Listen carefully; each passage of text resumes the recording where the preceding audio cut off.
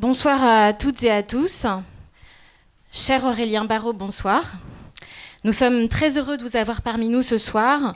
Vous nous faites l'honneur de votre venue et vous nous offrez la possibilité d'une pause au milieu de la cohue des achats de Noël. Nous sommes heureux enfin car nous avons plus en commun que ce que l'on peut imaginer. Nous aimons, nous aussi, nous promener dans les pages des savants que vous citez affectueusement et qui ont pensé le monde avant nous. Nous aimons vivre toutes ces vies que nous offre la littérature, d'autres univers, d'autres vies que la nôtre. Nous aimons l'expérience poétique de la rencontre avec les existants, source d'étonnement et de joie.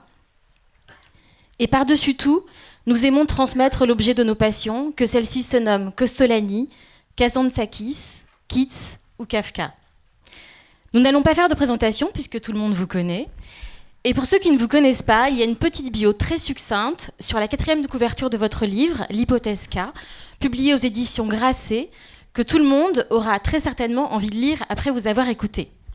Attention, il ne s'agit pas ici de consommer du savoir, mais bien de contribuer à faire avancer les idées. Et comme je viens de le dire à l'instant, nous sommes en cette fin d'année extrêmement sollicités, et même si nous aimons nos semblables, nous sommes harassés, et oui. Et pour nous épargner donc une somme supplémentaire de travail, nous avons été tentés de faire appel à notre ami l'IA, ChatGPT. Vous savez, celui grâce à qui tout est possible pour préparer cet entretien. Blague à part, c'est une façon de mettre tout de suite les pieds dans le plat. Nous savons combien cet ami qui nous veut du bien vous est cher aussi, cher ici à entendre dans le sens coûteux et même ruineux. L'hypothèse K nous enjoint à une réflexion sur les causes de ce que vous nommez la catastrophe civilisationnelle. La réponse, sans divulgacher la fin, serait à chercher du côté de cette technique thaumaturge infiltrée dans les sciences et qui s'est invitée jusque dans les champs les plus intimes de notre existence. Sans transition aucune, entrons dans le vif du sujet. Première question. Dans la tradition antique et classique, et même plus près de nous, la science et la philosophie étaient indissociables. En philosophie, on apprend à définir les concepts que l'on utilise. Ne pensez-vous pas que c'est la définition même de la science qui est en cause et de sa représentation ?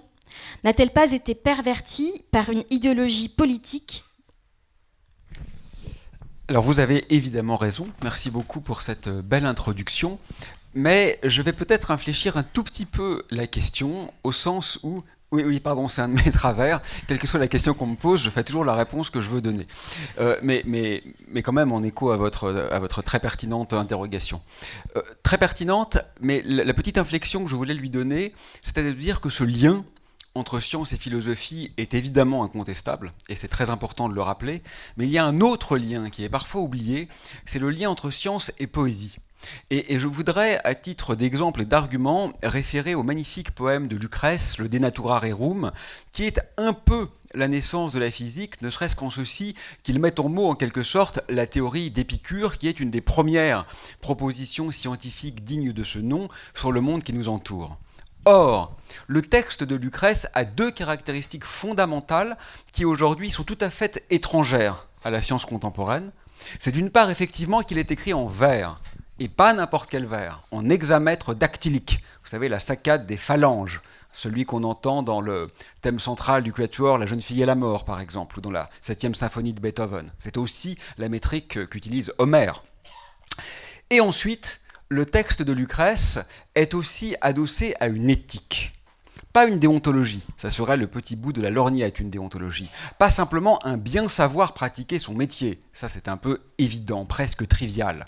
Mais une éthique au sens où pour Lucrèce, de façon tout à fait évidente, la science est signifiante dès lors qu'elle raisonne, pas forcément qu'elle aide ou qu'elle guide, mais qu'elle est bouturée avec les préoccupations humaines. Et je crois que ces deux aspects-là, nous les avons radicalement perdus. Peut-être parfois pour le meilleur, parce que je pense qu'il est heureux que dans mon domaine, par exemple en cosmologie, on puisse étudier des systèmes binaires de trous noirs ou calculer l'origine de l'univers en gravitation quantique sans se demander les conséquences politiques de la chose. C'est certainement une libération de la science, et c'est heureux. Mais en contrepoint, je pense que c'est aussi une atrophie. Parce que cette science est devenue en quelque sorte, et c'est je crois ce que vous laissiez entendre, autonome. Elle s'est en quelque sorte désarrimée de ce qui est fondamentalement précieux pour nous, c'est-à-dire cette sorte d'épiphanie de la vie qu'on retrouve quand même de plus en plus difficilement, me semble-t-il, non seulement eu égard à la dérive des pratiques, mais aussi, et je crois que c'est ce que vous laissiez entendre, eu égard aux impératifs politiques. J'ai lu il y a quelques jours que le chef de l'État voulait refonder de façon assez drastique la manière d'organiser, de structurer et donc bien sûr de pratiquer la science française. Et j'ai compris, d'ailleurs ce sont ces mots me semble-t-il, que le but finalement consiste à rendre la science française plus compétitive. Et il faut quelque part participer de façon paroxystique à la production d'articles, production de savoir, production d'impact, production d'images, production de collaboration. Il faut être haut dans la course. Et ça, nous y reviendrons, je pense. Je crois que c'est très exactement le pire choix que l'on peut faire, et c'est, à mon humble avis, n'avoir pas compris les véritables enjeux civilisationnels qui sont les nôtres. Alors pour continuer sur cette idée, donc, vous dites que c'est à la science de définir le réel. Mais vous dites aussi que la science a, je cite, partie liée avec une vaste entreprise de chosification. Vous dites aussi qu'elle contribue à l'effacement de la cosmopolitique du réel, on vient de l'évoquer à l'instant, qu'il faut lui reconnaître le droit à n'être plus la seule version correcte du réel. Est-ce que la science définie ainsi, telle que vous la dénoncez, se retrouve alors dans une impasse ? Pas forcément. Je crois qu'il ne faut pas confondre le constatif et le normatif. L'impasse est là, mais elle pourrait ne pas être. Il faut, je crois, réintroduire un peu de contingence dans notre jeu. Alors, je pense n'avoir pas exactement dit que la science devait définir le réel, parce que je crois justement que le réel est protéiforme, polymorphe, qu'il est extrêmement bigarré et diapré, et que c'est une des erreurs de notre société occidentale, capitaliste et technoscientiste, que de croire que la science révèle l'en-soi du réel. Je pense que la science est un matériau extraordinaire, d'une richesse inouïe, d'une précision remarquable, qui révèle quelque chose, qui exhibe quelque chose de précieux et d'irremplaçable quant au monde dans lequel nous nous trouvons. Mais, ni plus ni moins que la littérature, que la philosophie, que la musique, que la peinture, ou vraisemblablement que le rêve d'un chien, auquel nous n'avons ni vous ni moi, me semble-t-il, accès. Et donc ce que je veux dire, c'est que le problème, il est double. C'est d'une part que la science a acquis une position quasi hégémonique. Personne, et surtout pas moi, je rappelle quand même que je suis à temps perdu astrophysicien, et donc ne souhaite l'effondrement de la science. Personne, je crois, ne le souhaite sérieusement.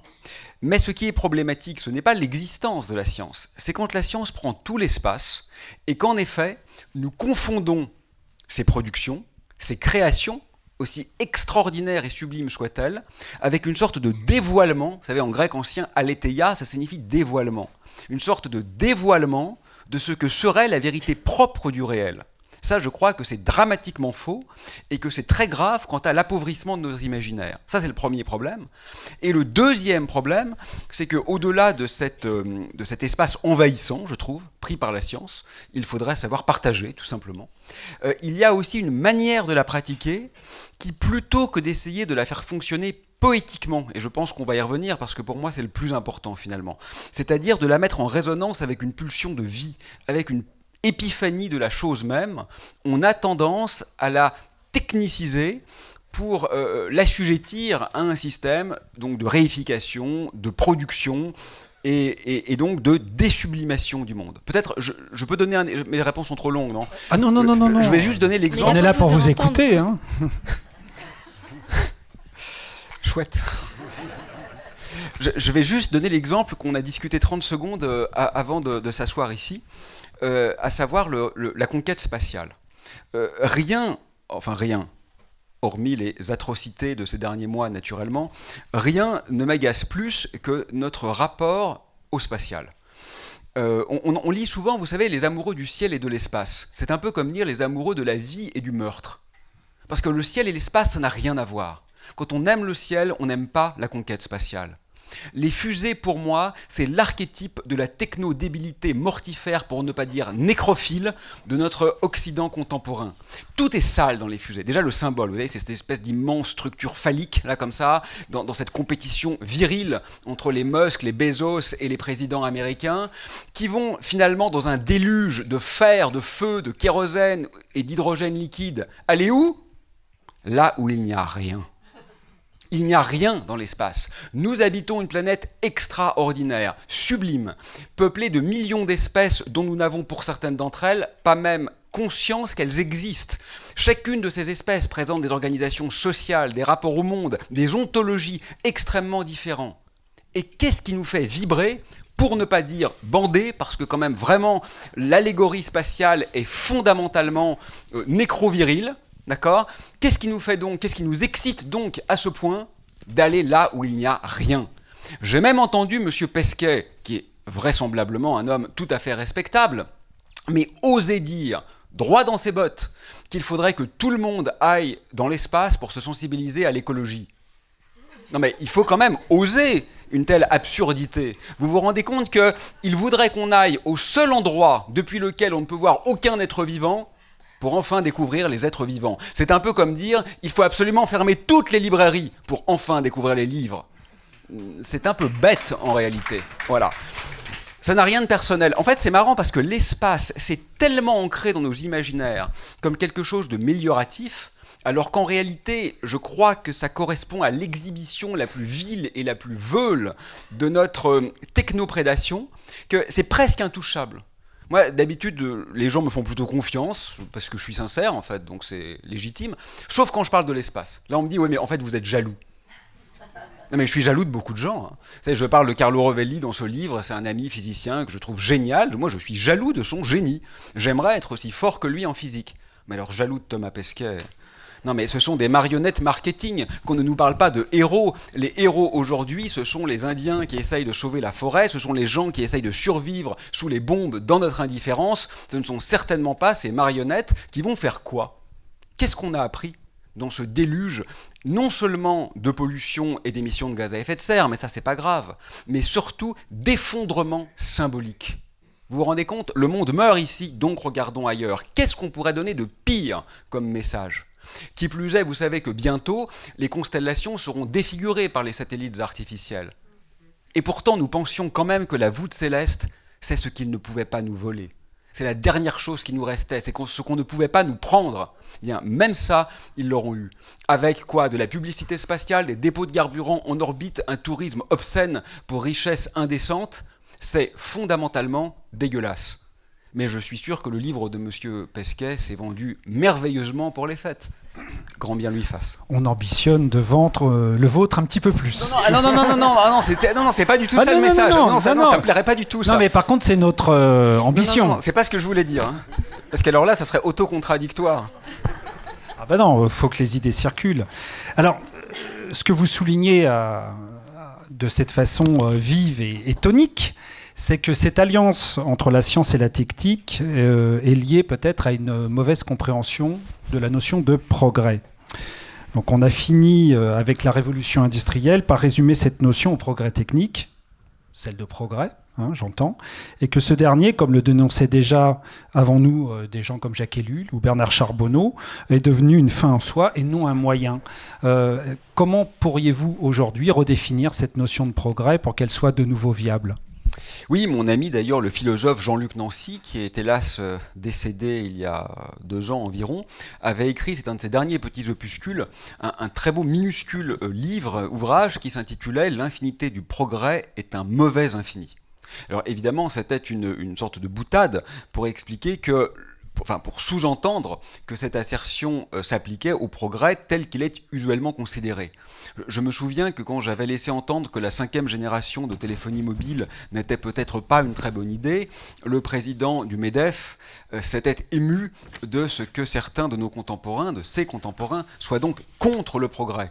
Mais, cher monsieur, je vous dénie le droit d'appeler ce gadget techno-zinzin, qui ne nous apporte absolument rien, mais qui développe des addictions tout à fait conséquentes chez nos enfants, qui engendrent une pollution gigantesque avec environ 1 milliard de nouveaux terminaux mobiles, et qui s'accompagne d'une augmentation d'usage tellement grande qu'elle contrebalance la hausse d'efficacité et conduit à une consommation énergétique 2 à 3 fois plus élevée qu'avec la 4G, je vous dénie donc, disais-je, le droit de nommer cela progrès.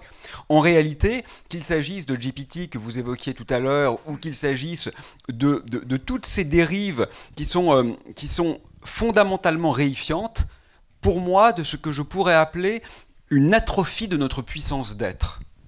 Vraiment, littéralement. Et donc, je crois que ça permet de poser la vraie question, qui est pour moi peut-être le message central et le point nodal de ce qu'il faut penser aujourd'hui.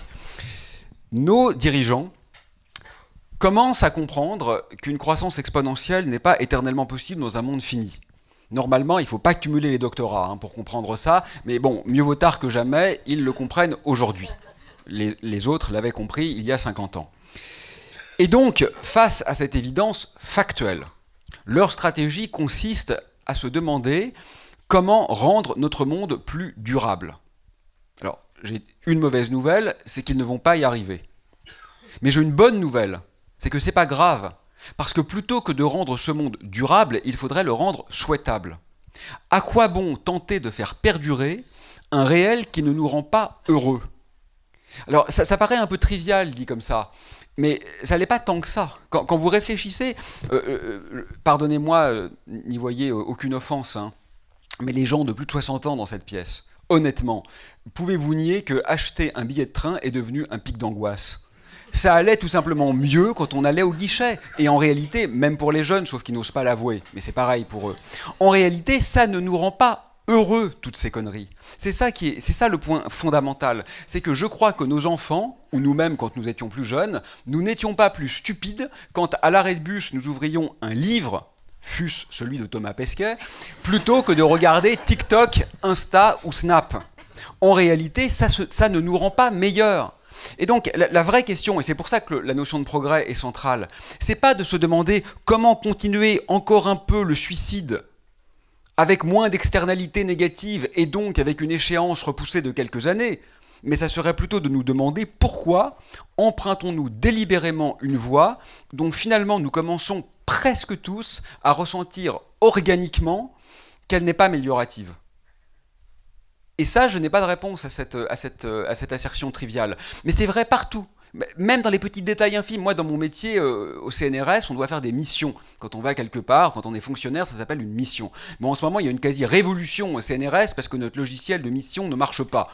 Bon, moi, ça m'agace un peu parce qu'il y a quand même des problèmes plus graves en cet automne 2023 que les missions du CNRS. Mais c'est quand même un problème, c'est vrai. Et quand vous dites aux gens, mais il y a 20 ans, ça prenait exactement 4 secondes. On écrivait 3 mots sur une feuille de papier et ça marchait. Vous dites, bah oui, mais ça, c'est plus possible. Pourquoi ? Ah bah parce que c'est plus possible. Non mais pourquoi ? Puisque ça marchait. Et si ça marchait, ça devrait encore marcher.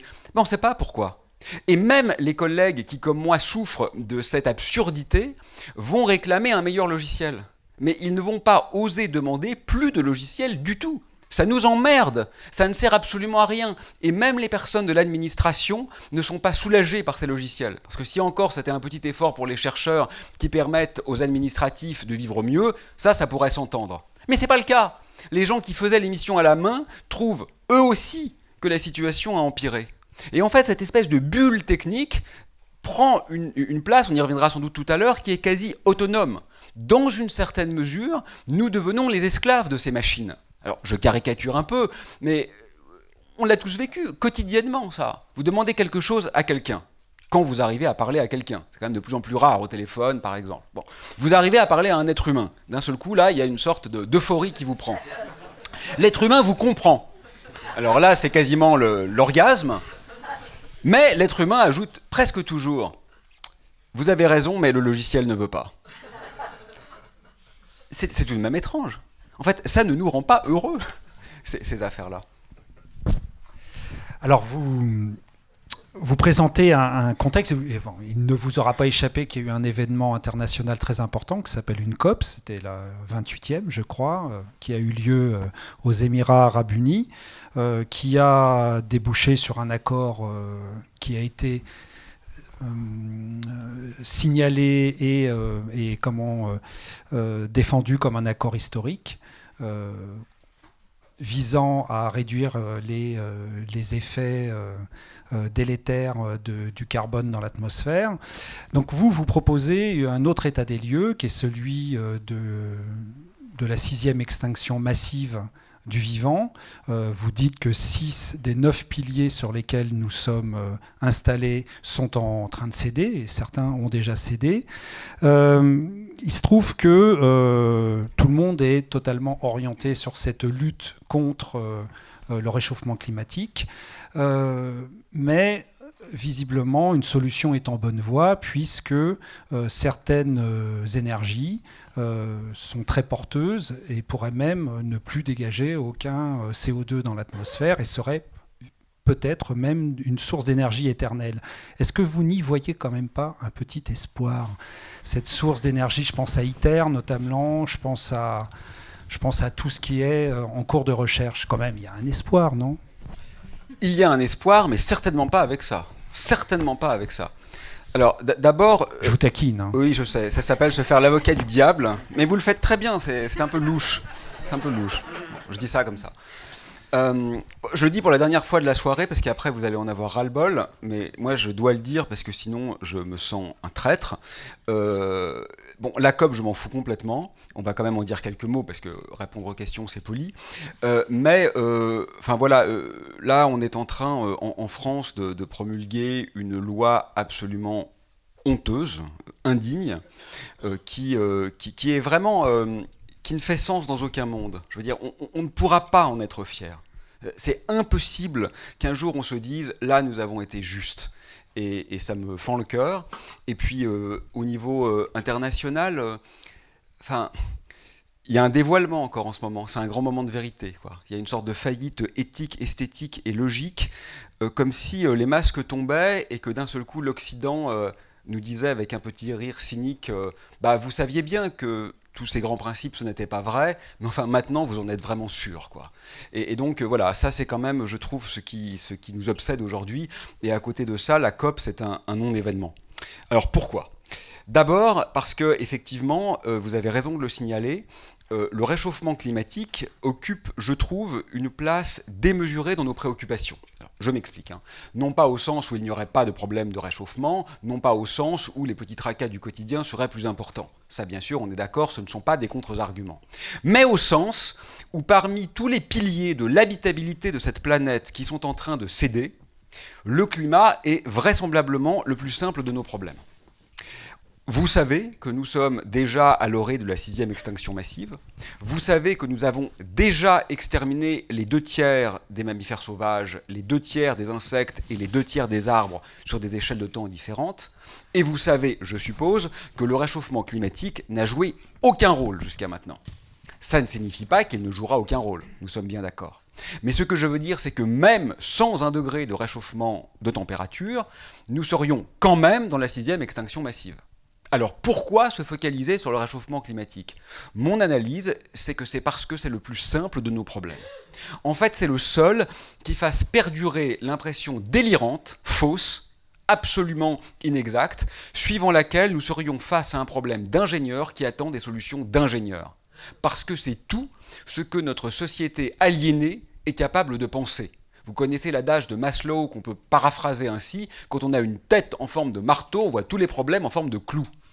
Ben voilà, nous sommes tellement ingénieurs, même quand on est autre chose, on est tellement dans un monde d'ingénieurs qu'on n'arrive plus à penser au-delà de cet horizon. Alors qu'en réalité, ce n'est pas la question. Alors vous l'avez souligné, la crise est plurifactorielle. Et elle est systémique, donc effondrement de la biodiversité, pollution, acidification des océans, dévastation des sols, atrophie des espaces de vie, et ainsi de suite. Mais même tout ce que je viens de lister là, en fait, ce sont des conséquences. Ce ne sont pas des causes.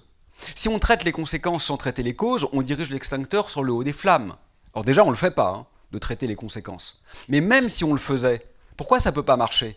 Parce qu'aujourd'hui, l'objectif, c'est d'artificialiser le monde. Alors si on est gentil, bobo aux cheveux longs, on se dit, je vais acheter bio et équitable. Oui, mais c'est pas grave. Si à la fin, vous êtes quand même en train de construire des armes de destruction massive, Vous avez détruit les forêts, vous avez détruit les espaces habitables et vous les avez remplacés par des parkings de supermarchés. Si les instruments qui vous ont permis d'arriver à cette fin n'émettent pas de CO2, tant que la fin a été atteinte, vous avez quand même perdu. Et donc ce qui est important, c'est pas de se demander comment faire des bulldozers qui marchent avec des énergies renouvelables. Ce qui est intéressant, c'est de se demander est-ce qu'on veut vraiment continuer à remplacer les forêts par des parkings de supermarchés. Et si on le fait, mon hypothèse, mais vous avouerez qu'elle est assez simple en réalité, c'est qu'on a perdu dans tous les cas. Et donc c'est ça les projets que vous évoquiez, dont le fameux ITER. Alors pour ceux qui ne connaissent pas, ITER c'est le diable en personne. Bon, je ne devrais pas dire ça, j'ai des collègues tout à fait respectables qui travaillent sur ce projet. Des gens bien intentionnés, hein, très brillants et très bien intentionnés. Mais bon, là on est dans le débat d'idées, donc je me permets en toute bienveillance de leur dire que je crois qu'ils se trompent. Comme Thomas Pesquet, en toute bienveillance, Thomas, mais tu te trompes. Tu fais du mal au monde. Bon, je tutoie tout le monde, hein, le prends pas personnellement. Donc plus sérieusement, parce que Thomas Pesquet, c'est pas très sérieux. Plus sérieusement, pourquoi ITER c'est un problème, si ça marche? C'est une source d'énergie, non pas par fission, mais par fusion nucléaire, qui nous donnerait éventuellement un accès à une énergie quasi infinie et quasi propre. Donc là, nos bons réflexes pavloviens d'ingénieurs consistent à se dire « Victoire ! On a une énergie propre et infinie. » Alors on ne l'a pas encore, hein, mais on pourrait l'avoir. Dans 50 ans, on pourrait l'avoir. Il y a tellement d'argent investi, tellement d'intelligence et d'efforts que ça pourrait marcher. Mais si ça marche, c'est la fin de tout. Parce qu'aujourd'hui, le vrai problème, c'est ce qu'on fait de l'énergie. C'est pas le CO2 émis par l'énergie, c'est ce à quoi elle nous sert. Vous avez regardé les images qu'on a des fonds marins. C'est encore pire que la partie visible de la Terre, hein, parce qu'on ne voit pas ce qui se passe au fond. Donc on se gêne encore moins pour tout saloper. Les fonds marins sont totalement dévastés.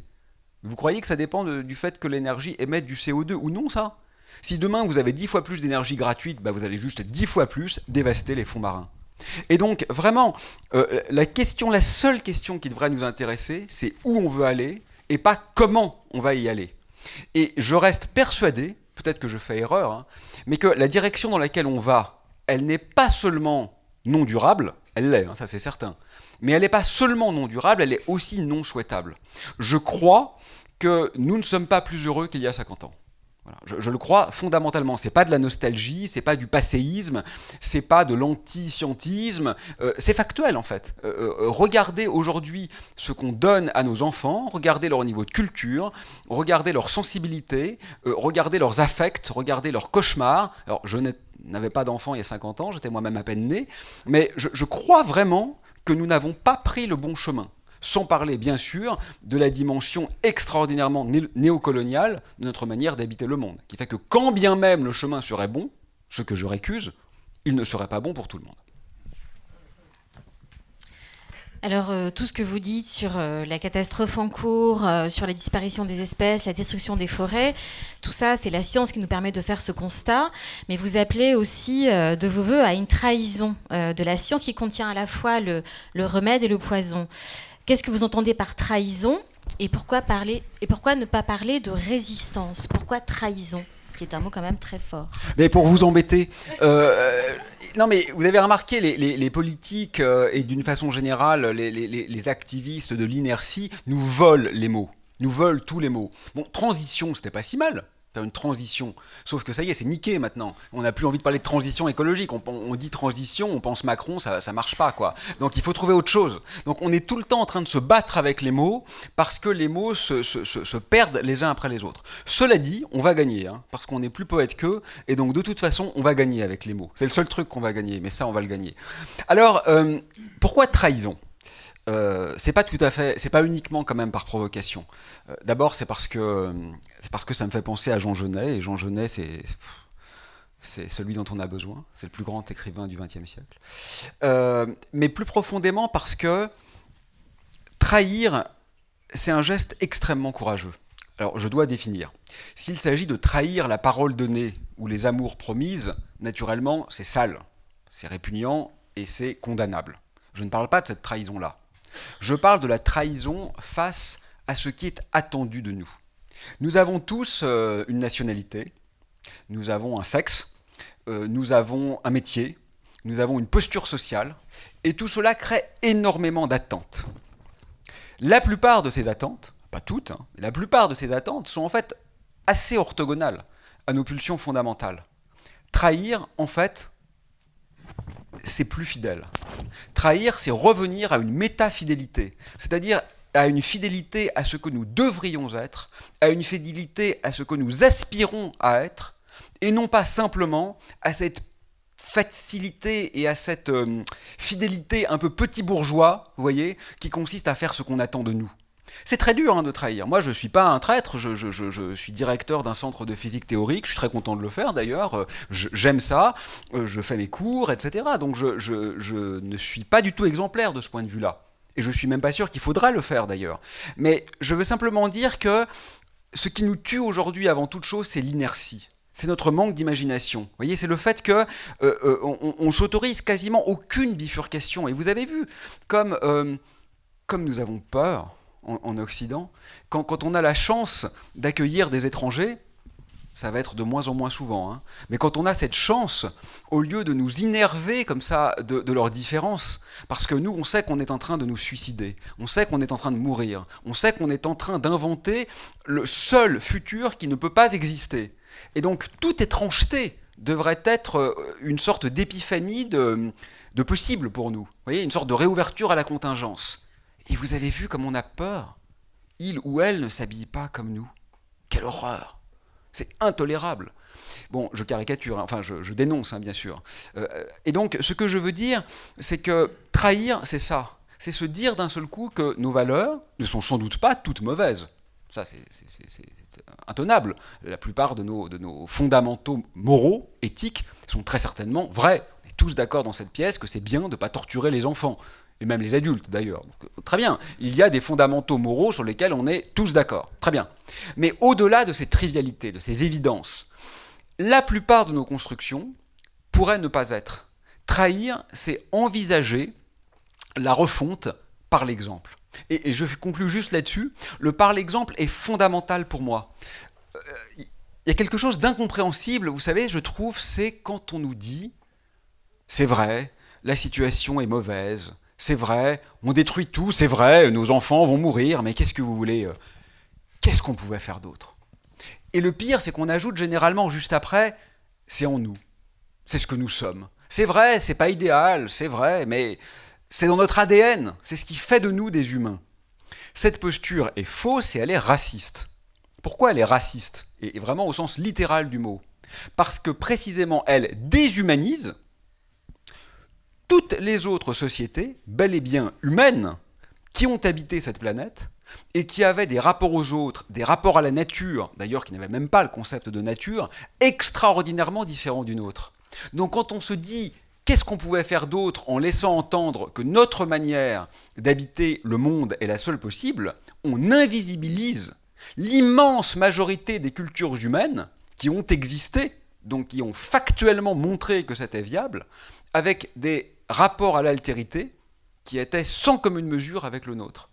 Et je trouve que ça, c'est un geste dramatique. Donc la trahison, pour moi, je crois que j'ai écrit dans le livre « Trahir par amour », et on pourrait ajouter « Trahir par fidélité ».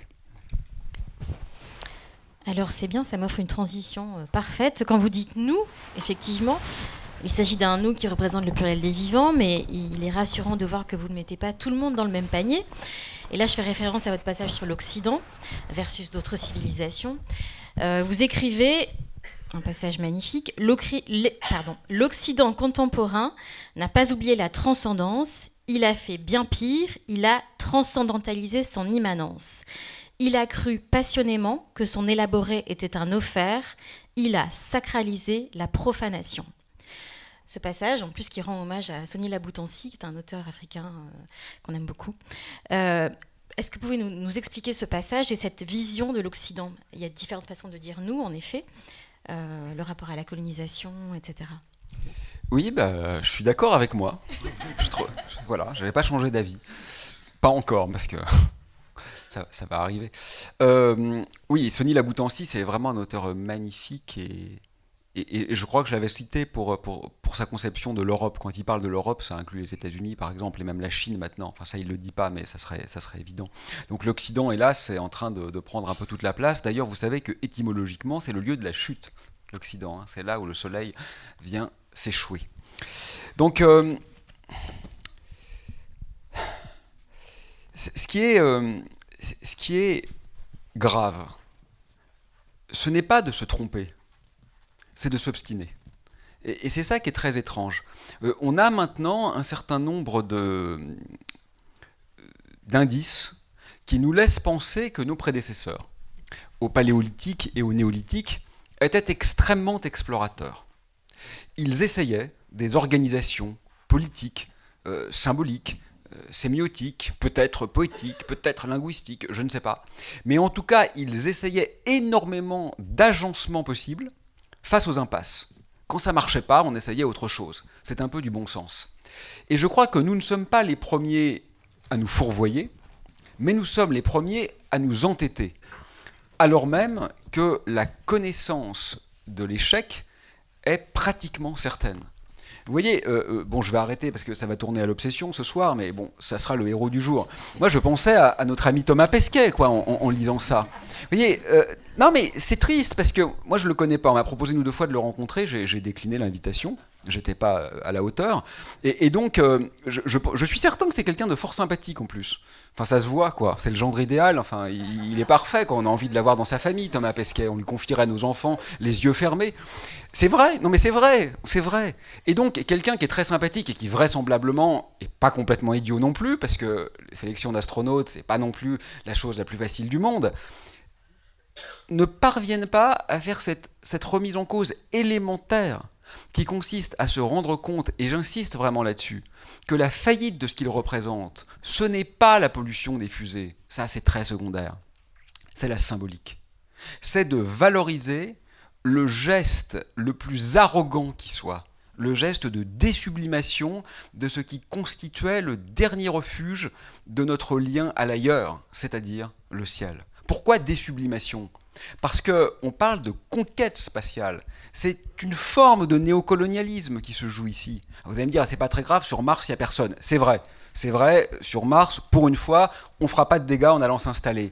Mais c'est pas grave, c'est le même geste. On ira planter un drapeau et on ira conquérir des ressources. Et c'est ça l'Occident. C'est de cela que le mot Occident est devenu le synonyme. De toute façon, mon hypothèse, mais j'avais promis que j'en parlais plus, c'est qu'à cet automne 2023, l'Occident est mort. Alors pourtant, nous ne manquons pas d'intellectuels qui historiquement ont balisé le terrain d'une meilleure connaissance des mondes, des autres modes d'existence, comme le disait Bruno Latour. Je pense à Claude Lévi-Strauss, je pense à Philippe Descola, je pense avant ça à Franz Boas, qui est peut-être à la source de cette généalogie. Pourtant, les politiques n'en ont pas tenu compte, ils ne les ont pas vraiment écoutés, ne se sont pas nourris de leur vision et de leur constat. Est-ce que vous pensez qu'un jour, peut-être, j'espère pas si lointain, le politique peut redevenir compatible avec une vraie forme de dignité ? Regardons la loi immigration et nous voyons que tout est possible. Non, plus sérieusement, tous les politiques ne sont pas à mettre dans le même panier. Moi, je ne suis pas de ce monde et je n'irai pas dans ce monde. Mais je crois connaître des gens qui ne sont pas des intimes, mais qui sont quand même des relations, qui sont honnêtes, qui sont désireux de changer le monde et qui ont une certaine forme d'idéalisme, c'est-à-dire finalement de courage. Mais ils ne peuvent pas faire grand-chose, les politiques. On a tellement bien verrouillé le système que c'est très difficile de le changer. Je fais une petite parenthèse. Ça, c'est le génie du capitalisme contemporain. Imaginez que vous deveniez, je ne vous le conseille pas, hein, ne nous méprenons pas, que vous deveniez un éco-terroriste. Faites sauter une bombe. C'est mal, hein, on est d'accord, mais c'est une expérience de pensée. Faites exploser une bombe dans un centre commercial, vide quand même, parce que sinon c'est vide. Ben, vous créez de la croissance. Vous créez énormément de croissance. Le lendemain matin, il y aura un pic de vente des journaux, multiplié par 5. Il y aura un pic d'audience dans les médias. Il y aura un pic d'activité sur les réseaux sociaux. Il y aura un pic d'activité des appels d'offres de tous les maçons et de toutes les autres communautés de personnes, des menuisiers, qui vont devoir venir et reconstruire. Et puis on va reconstruire en plus beau, en plus luxueux, en plus cher, en plus neuf. ces locaux qui étaient devenus un peu vétustes. Imaginez, et je ne l'espère pas, qu'il y ait eu des blessés, il va y avoir un pic d'activité, peut-être même dans les cliniques privées, si les hôpitaux ne peuvent pas accueillir, etc. Et donc en fait, vous vous rendez compte que vous avez créé de la croissance. Ça, c'est le génie de ce système. Pratiquement quoi que vous fassiez, vous créez de la croissance. Moi, j'ai vécu personnellement une scène à la Don't Look Up. Vous savez, une scène où vous êtes sur un plateau télé, j'ai arrêté ça depuis longtemps, mais il fut un temps où j'en ai fait quelques-uns, vous dites que c'est une émission pourrie qui contribue au désastre, donc vous roulez un peu des mécaniques, vous dites « ouais, j'ai fait le voyou », et puis à la coupure pub, il y a le producteur qui vient vous dire « c'était génial, quand tu as dit ça, il y a eu un pic d'audience ». Et là, vous dites « effectivement, en fait, on ne peut pas gagner ». Et les politiques sont aussi pris dans ce jeu-là. Et enfin, il faut quand même avouer que nous avons les politiques que nous méritons. Que je sache, les bulletins n'ont pas été truqués en France. Donc notre président fait quand même à peu près ce qu'il avait dit, et nous l'avons choisi. Donc c'est un peu facile de faire porter la responsabilité aux politiques. Il y a des gens dans le paysage qui proposent une révolution poétique. Mais vous croyez qu'on va les élire ? Regardez l'image du monde, même dézoomons. Le monde entier aujourd'hui est au courant que nous courons à la catastrophe.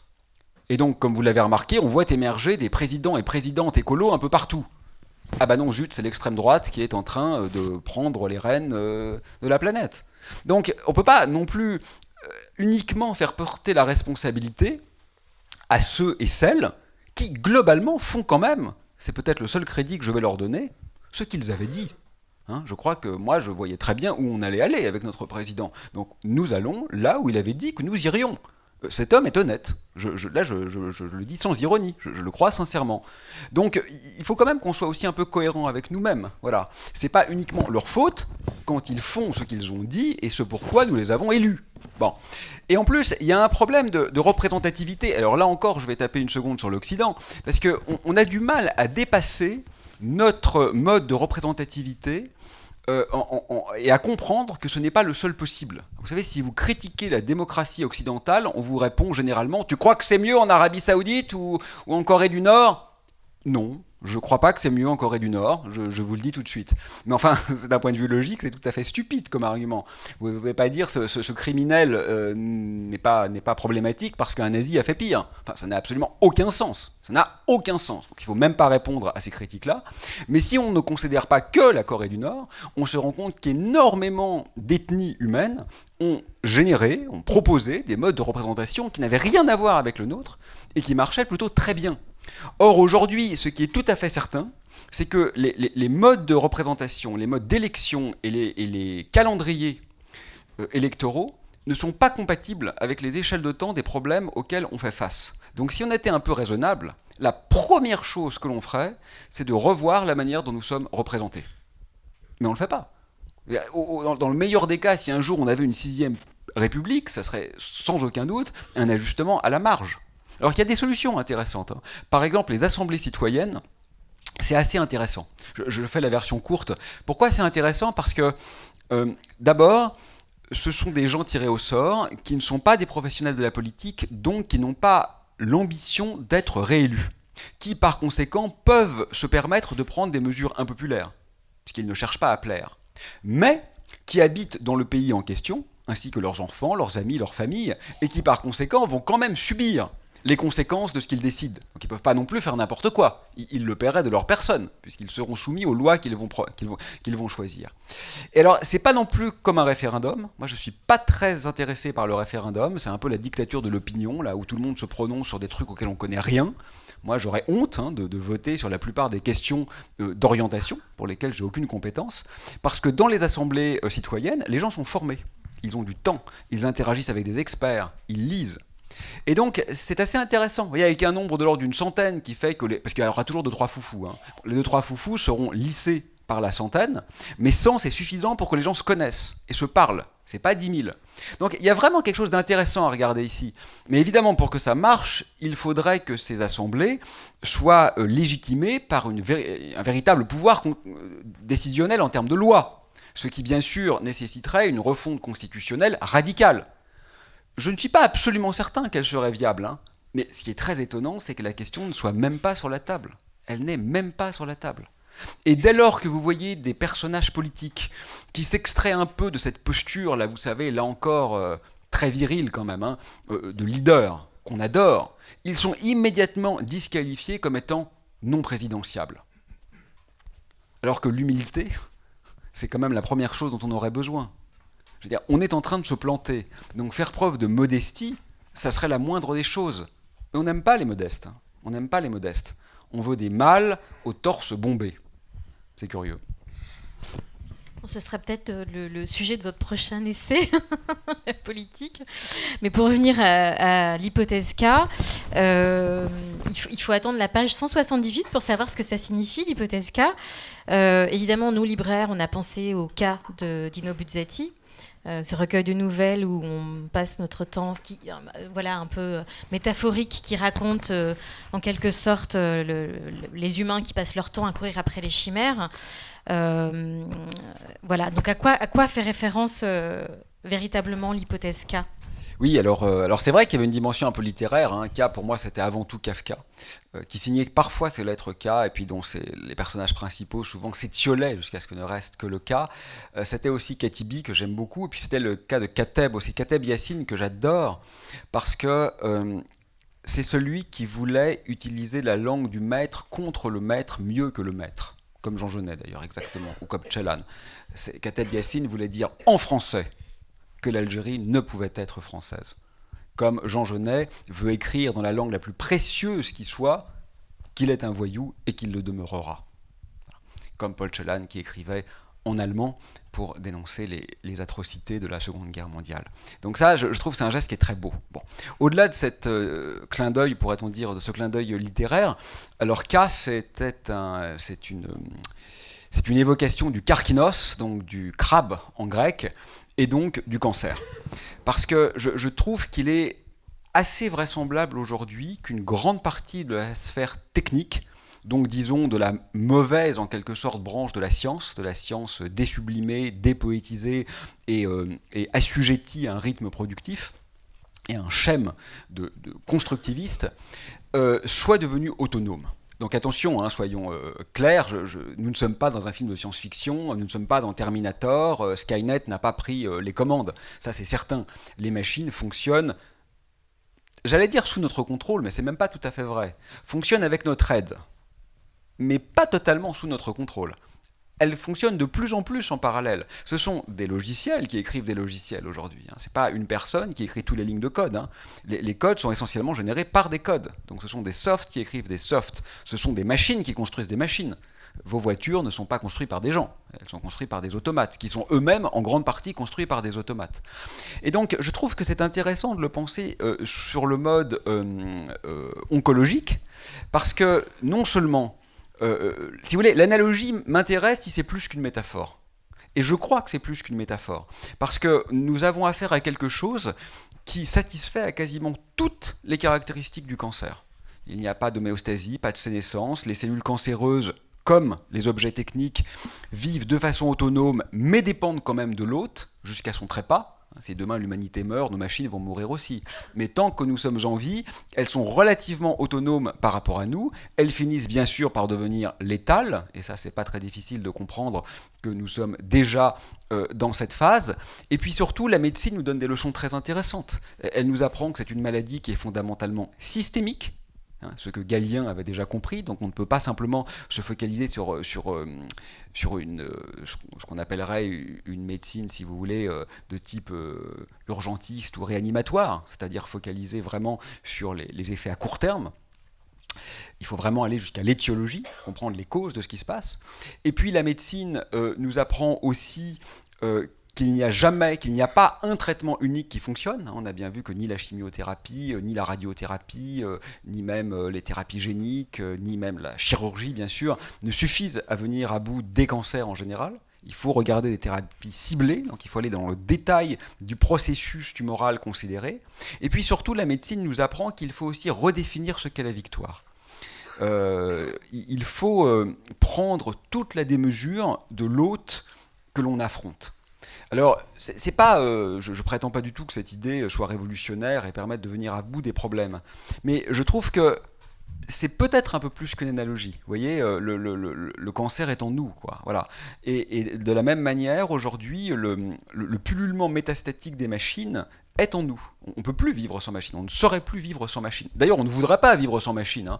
Personne ne souhaite revenir à l'âge des cavernes, pour reprendre la fameuse caricature qui est généralement opposée aux écologistes. Moi, je suis bien content que mes enfants puissent bénéficier d'une IRM après le terrible accident qu'ils ont subi. Personne ne veut revenir à l'âge des cavernes. Toujours est-il que, vous savez, on sait depuis Platon qu'on a cette logique du pharmacone, c'est-à-dire que le dosage est important. Voilà.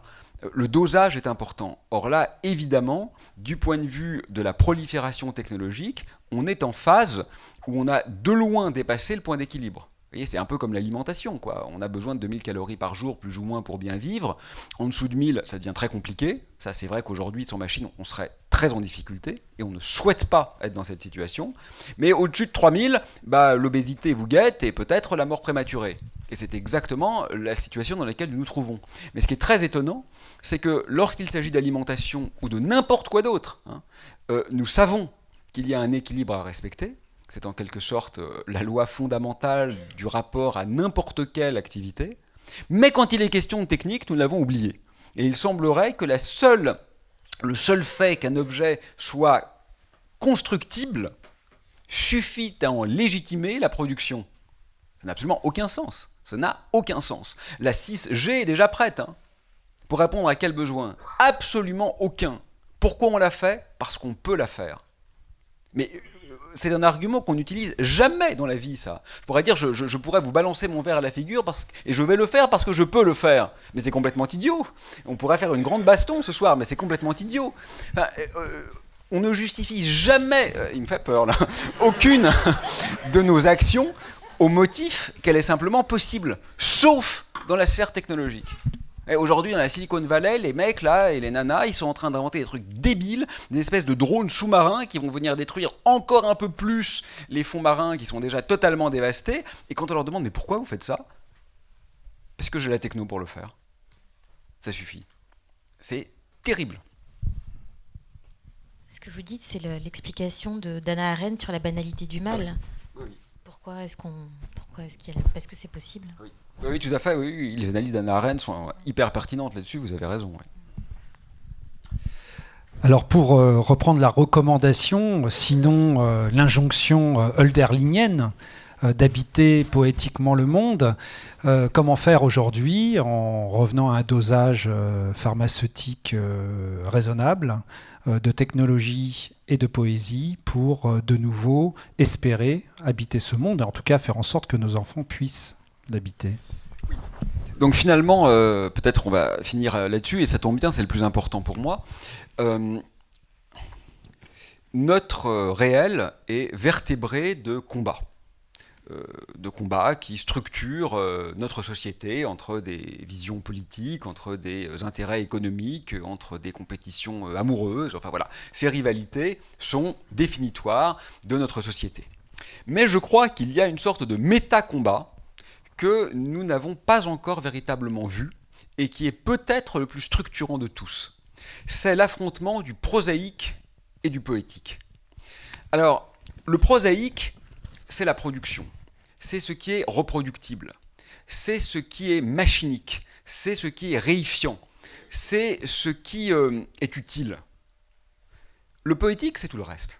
Alors attention, le poétique, c'est pas la poésie. La poésie, c'est l'écriture. C'est l'écriture poétique. Bon, c'est une chose. Mais le poétique en tant que tel, c'est beaucoup plus que la poésie. Le poétique, c'est l'épiphanie de l'imprévu. C'est la vie en tant que telle. Le poétique, c'est le sens, c'est la jouissance, c'est la chose indépendamment de toutes les projections conceptuelles qu'on peut faire sur elle-même. Pour le dire de façon un peu simple, le poétique, c'est ce qui compte. C'est pas du tout, vous savez, la petite touche finale pour faire joli. C'est pas du tout la petite rime qu'on va mettre à la fin de la phrase dans une sorte de préciosité un peu pénible. C'est pas du tout ça, le poétique. Le poétique, c'est ce qui compte vraiment. Le poétique, c'est ce qui nous rend heureux. C'est ce qui nous donne envie d'être. Le poétique, c'est ce qui nous fait pleurer. Parfois de tristesse et parfois de joie. Et en fait, le poétique n'est pas mort, hein, contrairement à ce qu'on pourrait croire. L'amour, par exemple, c'est fondamentalement poétique. Le sexe, c'est autre chose. Ça, c'est utile à la reproduction, etc. L'amitié, c'est encore autre chose. Ça peut vous permettre d'avoir des réseaux d'amis. Très bien. L'amour, vous avez presque tout à perdre. C'est fondamentalement poétique et ça existe partout, même dans les régimes totalitaires. Donc on n'a pas été à ce niveau encore de désublimation où le poétique est mort. Mais il est quand même relégué en quelque sorte dans l'accessoire, dans l'annexe. Alors que si on y réfléchit, il est ce qui nous définit en tant que vivants. Et donc, je pense qu'on devrait s'interroger dans tous nos champs disciplinaires sur la manière dont on se place par rapport à ce combat. Alors, la vision est un peu manichéenne, hein, j'en conviens, mais on touche à la fin de l'entretien.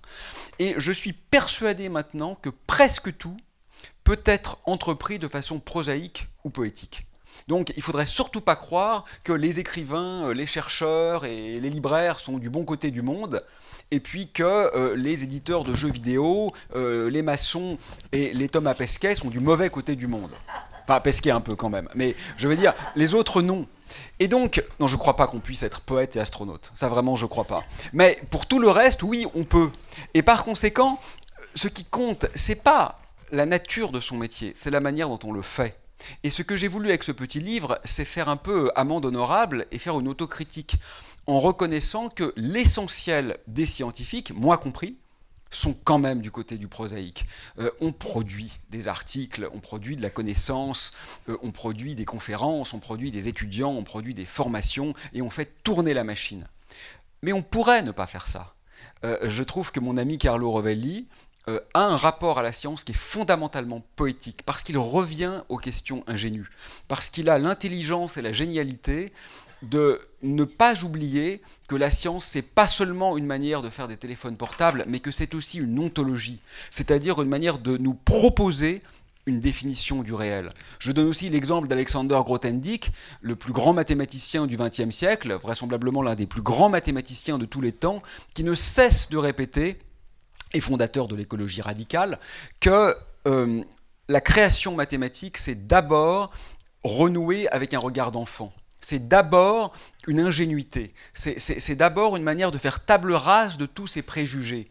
Et donc, vous voyez, on ne peut pas dire est-ce que les mathématiques sont prosaïques ou poétiques.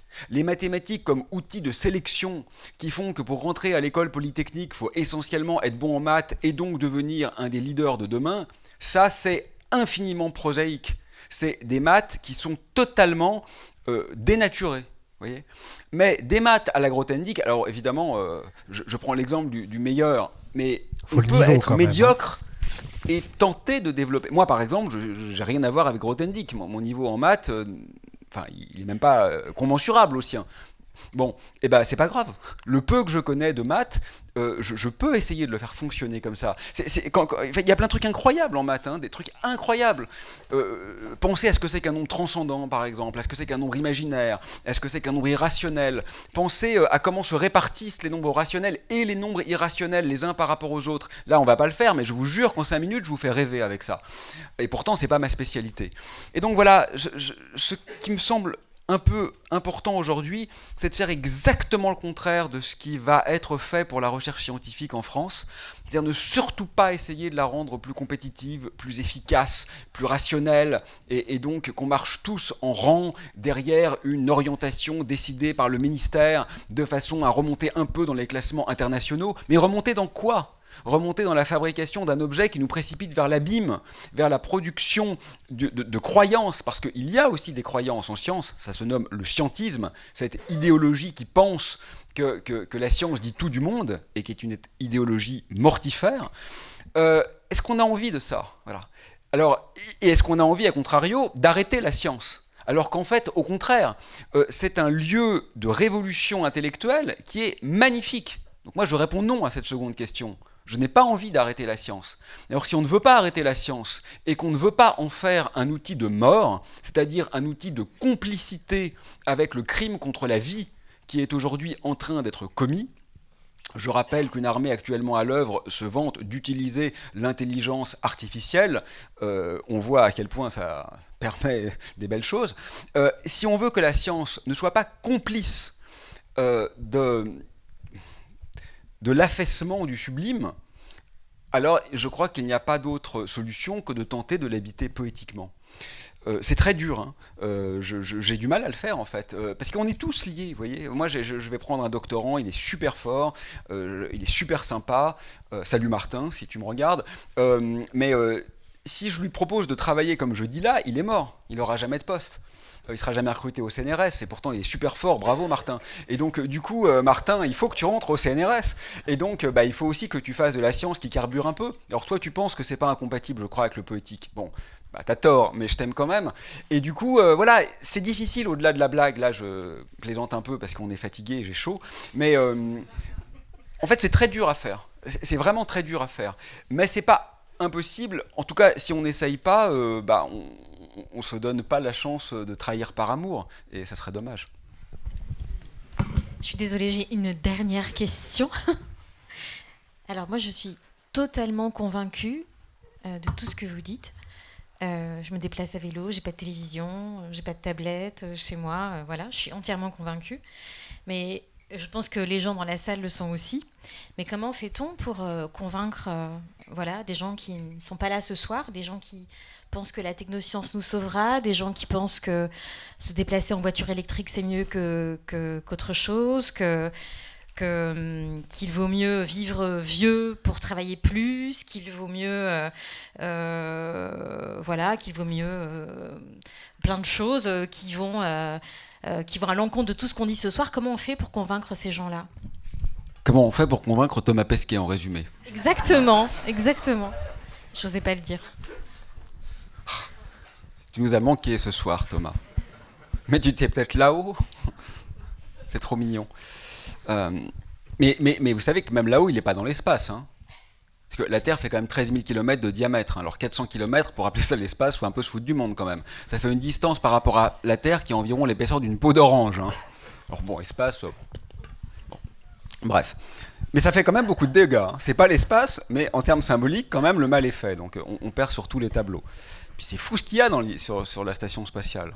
On est dans le vide. Waouh! Le mec, il est dans le vide. Waouh! Il y a quoi? Bah, il y a le vide, puisqu'on est dans le vide. Et dans le vide, il y a quoi? Bah, il n'y a rien, puisque c'est le vide. Waouh! C'est un héros, quoi. Il n'est pas vraiment dans le vide, hein, quand même. Il y a des murs autour, hein, parce que c'est pressurisé. Parce qu'il était vraiment dans le vide, il serait mort. Ça, on lui souhaite pas. On l'aime pas, répondez à la question, mais là. pas ça. Alors, comment convaincre Thomas? Bah, écoute, va plus dans l'espace, va en forêt, et puis tu verras que c'est là la vraie vie, quoi. Enfin bon, parce que les forêts, c'est pas de là-haut qu'on les voit, hein, c'est quand on sent l'odeur de l'humus, quoi. C'est quand on touche les mousses. C'est beau les mousses, c'est beau les fougères, mais ça se voit pas depuis là-haut. Non, mais plus sérieusement, je sais pas. En fait, moi, j'ai un peu essayé et puis j'ai échoué, donc je sais pas comment faire. Je crois plus modestement et au-delà des plaisanteries que chacun doit utiliser ses armes et donc qu'il faut pas se mettre en ordre de marche tous en rang. Je connais des gens qui sont dans des associations, Extinction Rébellion, etc. Moi, je fais pas, je suis pas convaincu. Voilà. Honnêtement, je suis pas convaincu. Néanmoins, ceux qui le font sont convaincus. Jusqu'à maintenant, je crois qu'ils n'ont vraiment pas fait de mal. Hein. Vous savez, il y a eu une grande vague d'indignation en France et partout dans le monde d'ailleurs, une indignation absolument totale avec l'histoire des œuvres d'art sur lesquelles des écolos ont balancé du jus de tomate. Mais en fait, c'était jamais sur les œuvres d'art, hein. Jamais, c'était sur les vitres. Ils ont mis du jus de tomate sur une vitre, ça a suscité une vague d'indignation. Bon, on est un peu taré quand même. Parce qu'aucune œuvre n'a été abîmée, hein, à ma connaissance en tout cas. Aucune œuvre, et c'était évidemment à dessein, naturellement. Ils ont choisi des œuvres protégées. Et ça suffit à nous ulcérer. Bon, c'est quand même complètement démentiel. Mais au-delà de toutes ces petites blagues que je raconte, c'est pour dire que je crois que chacun doit utiliser ses armes. Voilà. Si certains pensent que se menoter à l'entrée d'un centre commercial pour dénoncer la surconsommation est une bonne chose, moi j'y crois pas trop, je fais pas ça, mais pourquoi pas? Faut essayer. Moi j'ai écrit un livre, mais très honnêtement j'y crois pas trop non plus.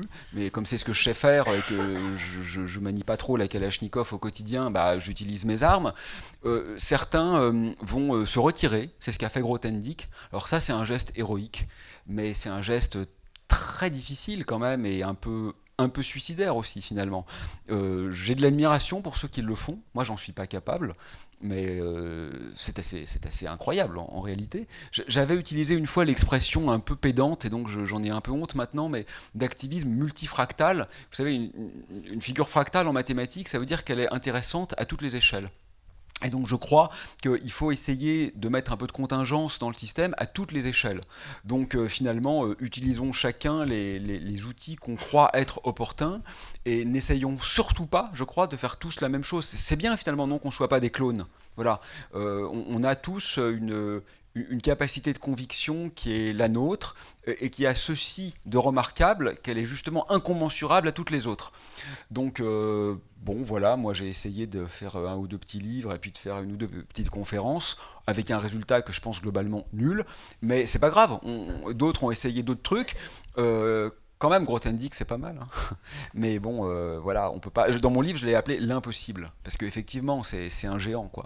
Et on n'est pas des géants. Donc il faut se contenir à l'infime quand on n'a pas accès à l'immense. Mais même là, on peut faire beaucoup. Et finalement, je pense que c'est pas grave. D'ailleurs, de plus en plus, je crois qu'il faut se départir de l'idée de l'homme ou de la femme providentielle qui va entraîner les foules.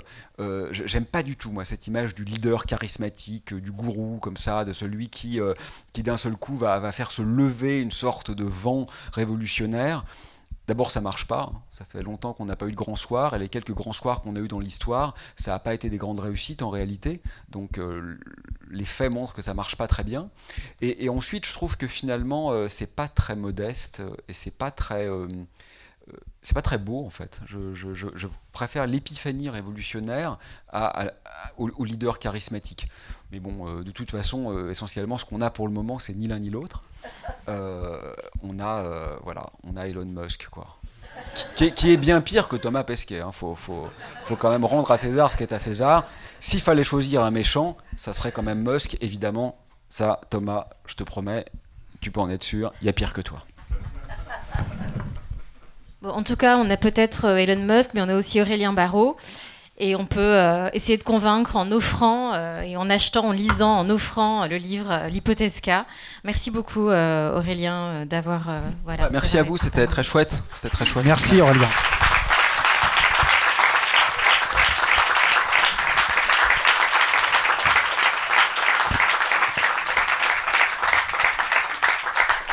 Alors à défaut de grand soir, on aura eu quand même une belle soirée entre amis.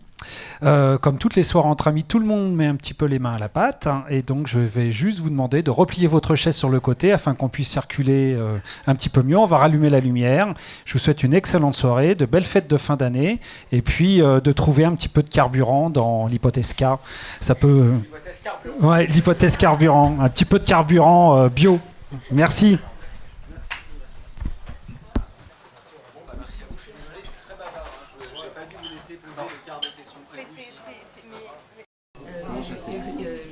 Vincent avec un E. Voilà. Et les amis qui n'ont pas pu venir ce soir, bon, on espère quand même que vous allez de nouveau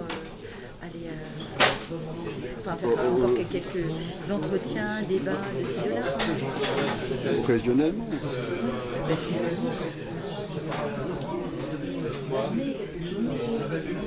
Avec un K. Oui. Et j'aurais aimé KRIF. Ex nihilo, une apparition à partir de rien. Et donc c'est le moment justement pour moi, en termes de métaphorique, où ça échappe un peu à l'inertie.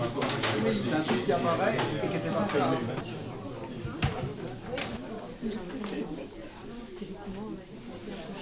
Non, mais je pense que c'est mieux comme ça, comme je signe. Comme je signe, c'est génial. Mon mail, il est dans l'annuaire de la fac de Grenoble.